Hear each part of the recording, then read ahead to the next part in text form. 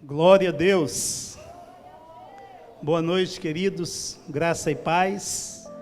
Abra a sua Bíblia comigo, por favor. Em Atos dos Apóstolos, capítulo 3. Vamos ler do versículo 1 ao versículo 10. Tema da nossa reflexão nesta noite: verdadeiras testemunhas. Verdadeiras testemunhas. Atos dos Apóstolos, capítulo 3, do versículo 1 ao 10, diz assim: Pedro e João estavam se dirigindo ao templo para a oração das 3 horas da tarde. Estava sendo levado um homem, coxo de nascença, que diariamente era colocado à porta do templo, chamada Formosa, para pedir esmolas aos que entravam. Quando ele viu Pedro e João, que iam entrar no templo, pediu que lhe dessem uma esmola. Pedro, fitando-o, juntamente com João, disse: olhe para nós. Ele os olhava atentamente, esperando receber alguma coisa. Pedro, porém, lhe disse: não possuo nem ouro, nem prata, mas o que tenho, isso lhe dou. Em nome de Jesus Cristo Nazareno, levante-se e ande. E pegando na mão direita do homem, ajudou-o a se levantar. Imediatamente os seus pés e tornozelos se firmaram, e dando um salto, ficou em pé. Começou a andar e entrou com eles no templo, pulando e louvando a Deus. Todo o povo viu o homem andando e louvando a Deus, e reconheceram que ele era o mesmo que pedia esmolas, assentado à porta formosa do templo, e ficaram muito admirados e espantados com o que lhe tinha acontecido. Amém? Diga assim: verdadeiras testemunhas. Irmãos, o Senhor, Ele nos chamou para sermos suas testemunhas. Amém? Quando a gente observa Jesus, quando Ele ressuscitou, passou 40 dias ensinando acerca do reino de Deus e dando os últimos preparos para os discípulos. E ele não prometeu nenhum deles, não pediu para nenhum deles serem grandes pregadores, grandes missionários, grandes teólogos. Não. Atos capítulo 1, versículo 8, está lá muito claro, Jesus dando a ênfase do que esperava deles. Jesus diz: ser-me-eis minhas testemunhas. Então, irmãos, eu creio que como igreja, como filhos de Deus, a nossa principal função aqui nesta terra é de sermos testemunhas de Jesus. Verdadeiras testemunhas de Jesus. Amém? Nós vimos esse texto aqui, algo tremendo, milagre acontecendo, e eu pontuei algumas coisinhas aqui para nós aplicarmos na nossa vida. Interessante aqui é que Pedro e João, que é o foco central desse texto, eles estavam indo ao templo à hora da oração. Diga oração. Irmãos, é muito bom orar. É muito bom orar. Eu sei que a nossa carne não gosta, eu sei que na hora de orar dá sono, dá até dor de barriga, né? Dá mal-estar, dá tanta coisa ruim, mas orar é bom. E Jesus espera das suas testemunhas, que essas testemunhas sejam pessoas de oração, amém? Quando Paulo ele fala, e ele diz que mais ou menos 500 pessoas viram Jesus subindo, diga 500. 500 pessoas viram Jesus subindo. Quando Jesus manda os discípulos irem para Jerusalém e orarem lá até serem revestidos pelo poder do alto, quantos tinham lá no cenáculo? 120 estavam no cenáculo. Então, dos que viram Jesus subindo, agora lá naquela reunião de oração só tinha quanto? 120. Ou seja, 380 a gente não sabe onde estava. Ninguém sabe onde esse povo estava. Mas 120 estavam orando. Oraram 10 dias para esperar o revestimento do poder do alto. Foram revestidos de poder.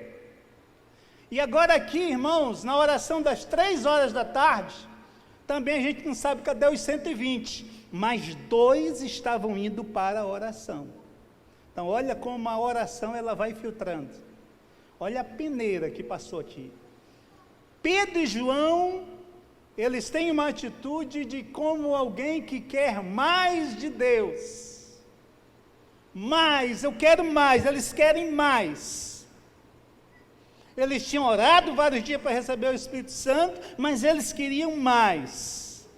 Eles iam ali no templo a hora da oração. Sabe por quê, irmãos? Porque muitas coisas acontecem na hora da oração. E a oração, irmãos, é uma das maiores armas que nós temos. Essas 2 testemunhas aqui, irmãos, eles queriam mais. Pedro e João queriam mais de Deus. E onde é que se recebe mais de Deus? Na oração, na casa do Senhor, buscando a Deus. Eles queriam mais. Diga assim: eu preciso querer mais.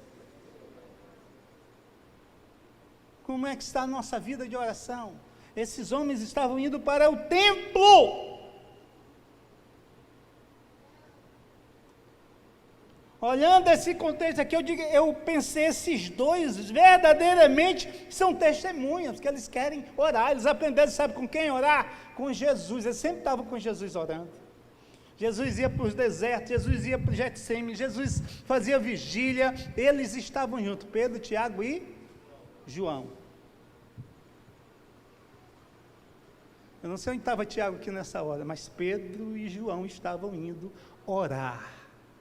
Porque é importante oração, é importante buscar a presença de Deus, é importante se fortalecer no Senhor, é importante ir ao templo. Eles iam ao templo aqui, eles iam buscar mais de Deus. A atitude deles, eu vejo, é como que alguém que queria mais, eles queriam mais. Verdadeiras testemunhas que queriam mais. Segundo ponto que eu observo aqui, irmãos, quando Pedro e João, eles vão chegando no templo, e está lá um coxo, um homem aleijado, um homem doente, com problema, né? Não podia andar.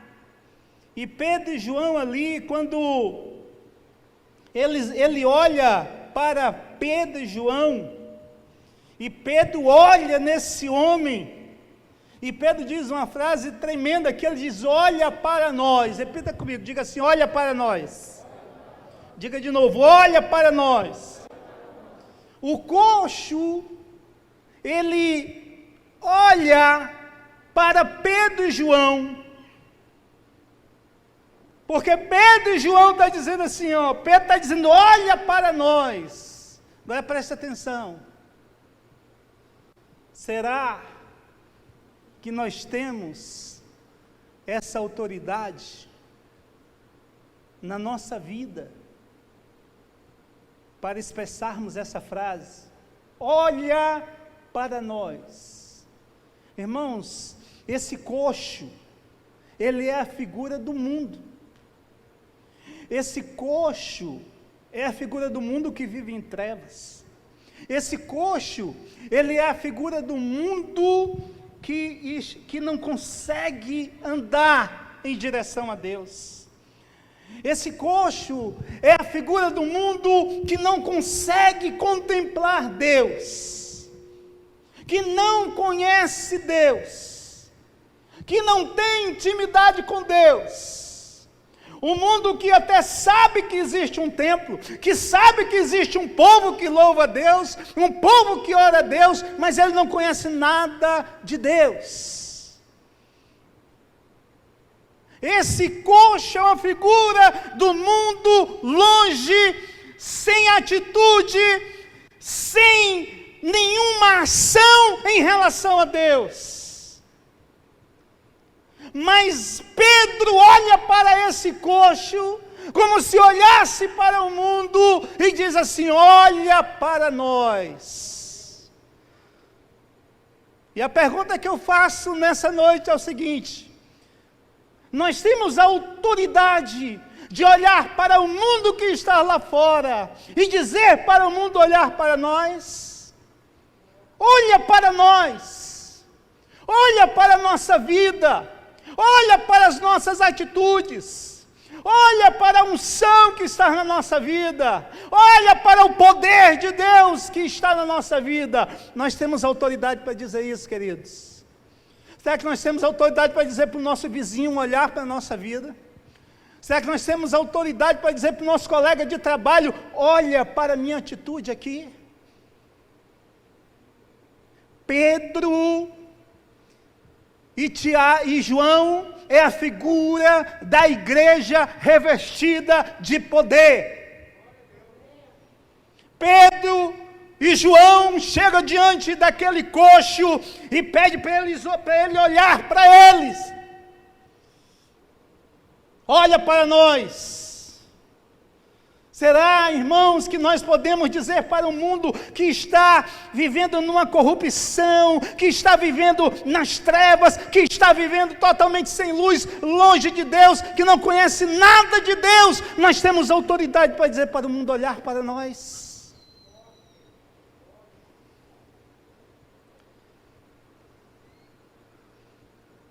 As verdadeiras testemunhas do Senhor têm que ter essa autoridade.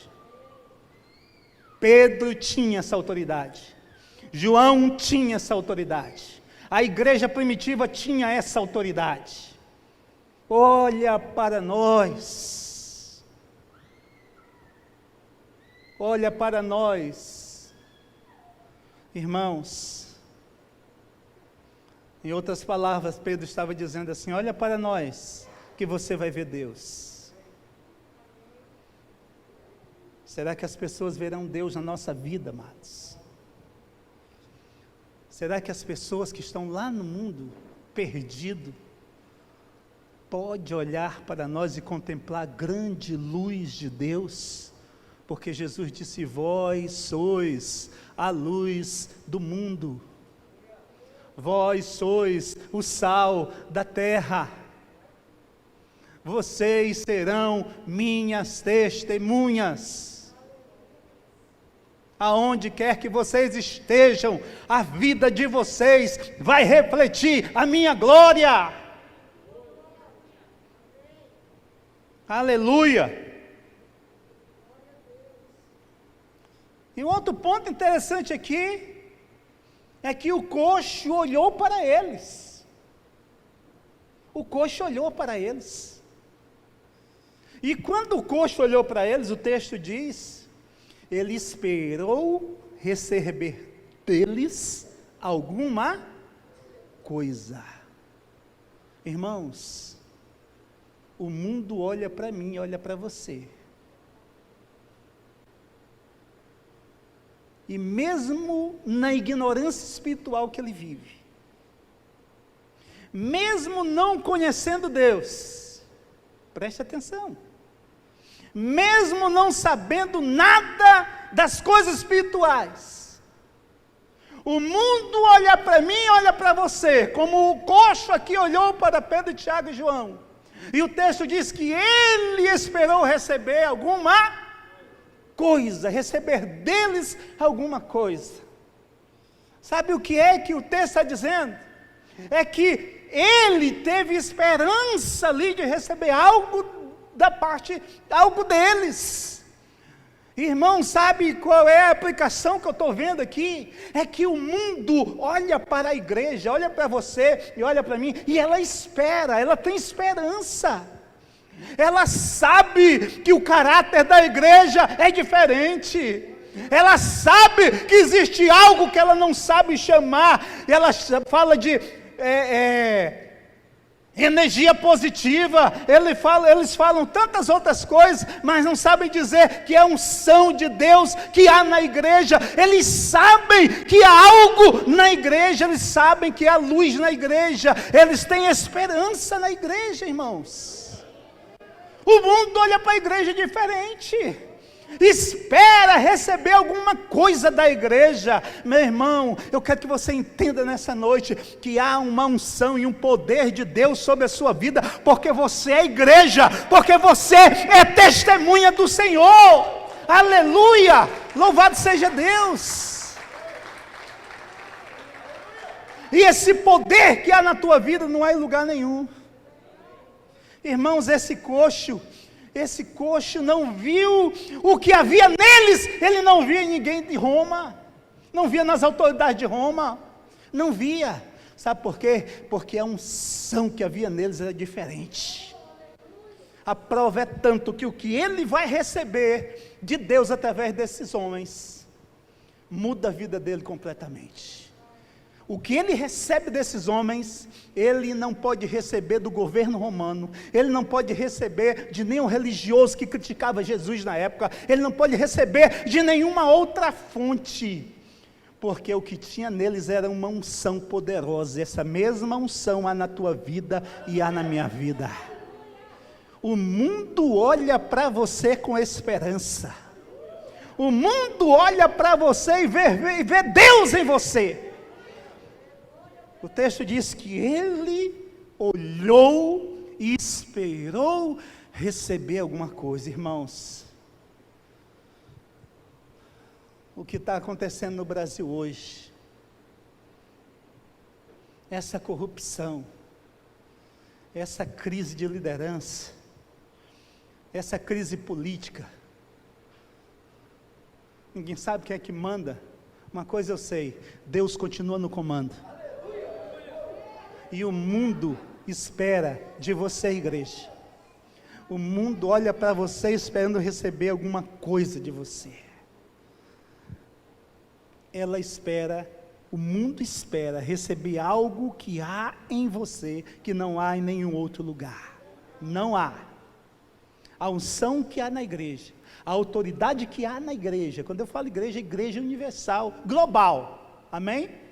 A igreja global do Senhor Jesus. Você é a igreja do Senhor.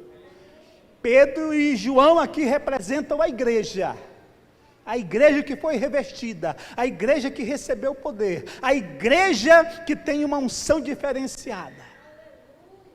Essa igreja, a igreja do Senhor, essa igreja, o que ela tem para dar, ninguém pode dar, porque ela tem a palavra de vida eterna, porque ela tem a unção de Deus, porque ela tem a luz do Senhor, porque ela é sal nessa terra. Amém, amados?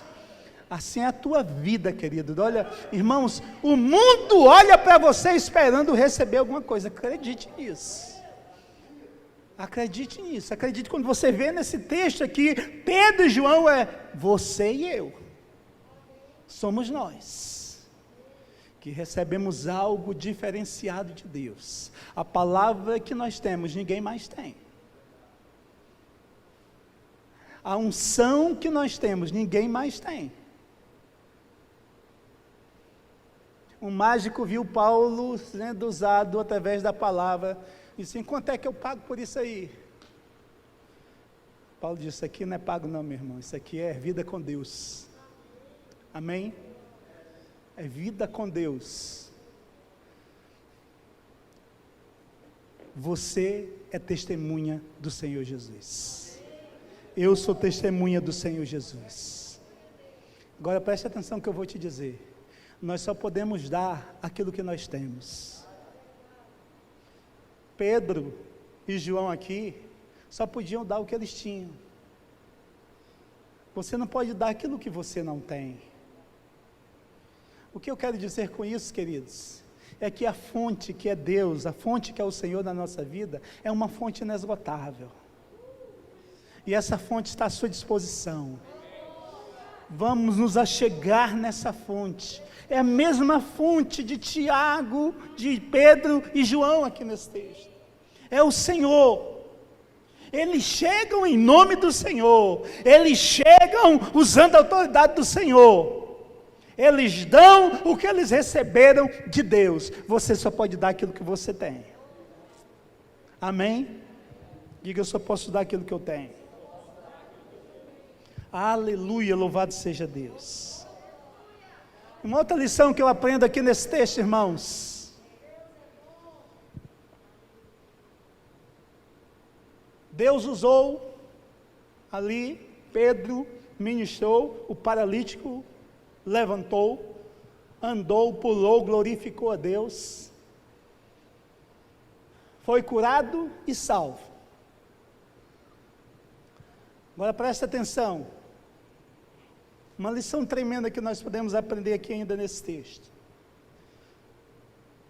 O que eu aprendo nesse texto é que a bênção de Deus não foi somente para aquele coxo, mas também para aqueles que estavam ao seu redor. Olha o que o texto diz, nós lemos no início. Todos os dias levavam, ou seja, mais de uma pessoa, levava aquele coxo até o templo. Todos os dias. Ou seja, não sei se era 2, 3 ou 4, mas levavam ele. Todos os dias levavam. Eu não sei qual era a distância da casa dele para o templo. Mas como era um coxo, com certeza morava um pouco distante, não morava no centro da cidade. Então era trabalhoso. Amém, amados? Quando o poder de Deus alcança o coxo, não é só o coxo que é beneficiado, mas todos são abençoados.